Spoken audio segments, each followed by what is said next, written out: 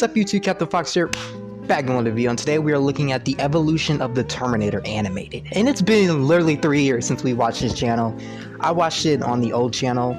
I'm gonna upload that old video to this channel pretty soon. But this is the evolution of the Terminator. I get into more of these. There's an evolution of Iron Man that I'm gonna react to. So, and the Flash. So without further ado, let's get into it. This animation is sponsored by Michael Gibson's Babylon Twins, the first book in a new apocalyptic series. Cool. Yeah, let's go. The year is 2020. Multiple companies have retained control of the Terminator franchise. It's not 2020 anymore, bro. The timeline has been fractured. With each fracturing, a new batch of Terminators hits the silver screen. Our only hope is to summarize the evolution of the Terminator and make sense of this sloppy franchise. Skynet first sends a T-800 in 1984. He sports beige pants, black boots, a patterned tee, and a bulky gray jacket. While he's nearly impenetrable, he can be burned, and as such, his hair is shortened and his eyebrows are singed off. We gotta get to the He then wears a leather jacket, gray Terminator shirt, series, and covers up an eye wound with wide glasses. His mission is to hunt down Sarah Connor, the mother of future resistance leader, John Connor. But he is hit by a truck and engulfed in an explosion, revealing his wobbly T-800 endoskeleton that gets blown apart and crushed in a hydraulic press. Yep. A new T-800 appears in T2. This one wears leather pants, smaller boots, and both a dark and light gray shirt. His hair is shorter and his glasses are smaller. He's been reprogrammed to protect John Connor from the T-1000, a liquid metal Terminator with the ability to form sharp weapons with his limbs and morph into other forms. He's impervious to typical weaponry, but can be frozen and shattered, although he can quickly piece himself back together. Ultimately, he's defeated when blasted into molten steel, with the T-800 following close behind to eradicate this timeline of all Terminator technology, preventing Skynet's inception. T2, Battle Across Time, introduces the early model T-70 with the machine gun arm, as well as the spider-like liquid metal T-1 But that's just a theme park attraction, so we'll move on. Terminator 3, Rise of the Machine, showcases the scooter-like T1s. Includes a brief appearance of the T-900, and the T-800 is back. I mean the T-850. He wears a more streamlined jacket, looks about 10 years older, and briefly dons star-shaped glasses. He's stronger, was funny. Can withstand heavier firepower, and has a hydrogen power supply, which is prone to explosions.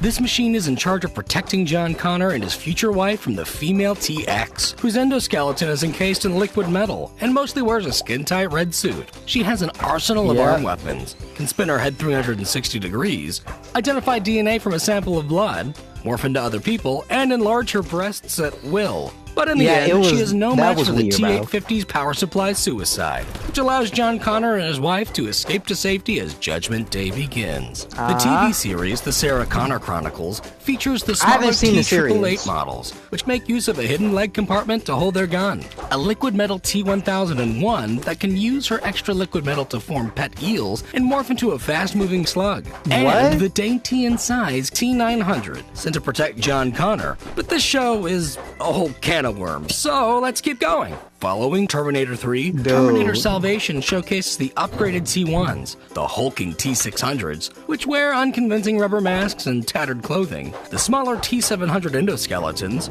Moto Terminators, and Marcus, I remember this movie. Terminator hybrid, who unknowingly carries a chip that allows Skynet to control him. In a turn of events, Marcus rejects the chip and opts to help John Connor in battle, going so far as to donate his heart to save John's life. In Terminator Genesis, the previous two sequels are entirely ignored.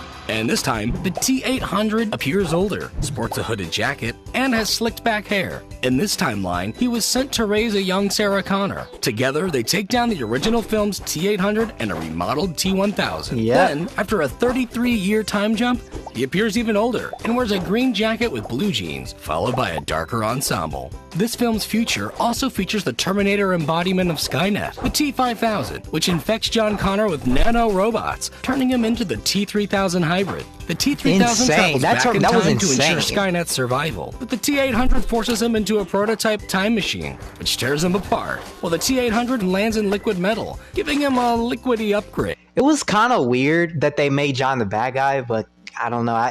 Terminator Genesis, weird film. Like, it's the Terminator movie that nobody likes to talk about because it was so trash. Like, it was just weird. it was just weird. Just weird.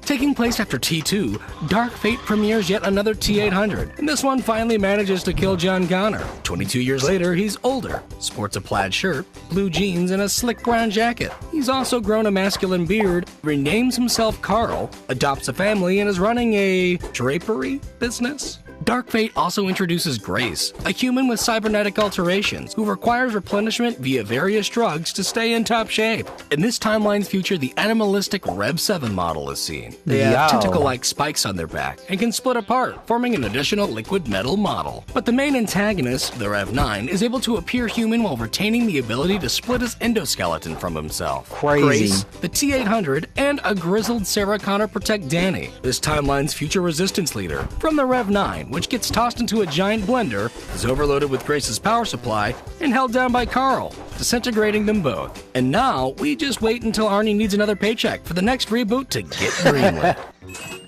Father, read us a bedtime. Yeah, dude. That's sponsorship right there. Okay, so, man, that is the Terminator evolution, dude. It's the Terminator movies, they're good, but some of them were just like kind of out of there. I heard Terminator Dark Fate, people didn't really like it. So, I mean, I thought it was okay.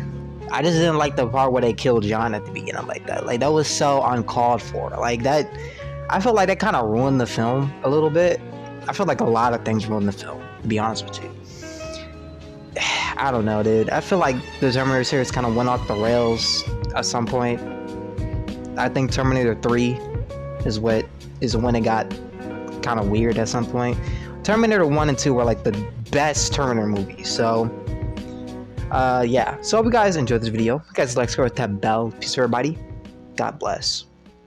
Subscribe to Captain Fox or I'll eat your toes.